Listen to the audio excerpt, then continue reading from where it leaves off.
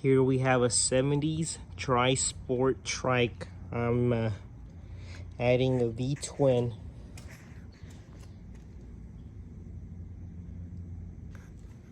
Little Briggs and Stratton, 16 horsepower. So far, I have to do a lot of fiberglass work. She has a little hole, as you could see. I still have to figure out how I'm gonna add hydraulic brakes on this. But you could say I'm into mini bikes and trikes. Here's my Montgomery Ward that I restored.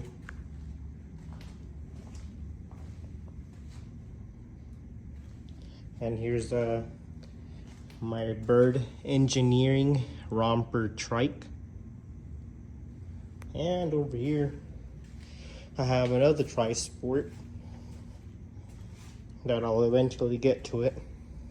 Also has a Briggs and Stratton 8 horsepower. Has a thicker body, wider,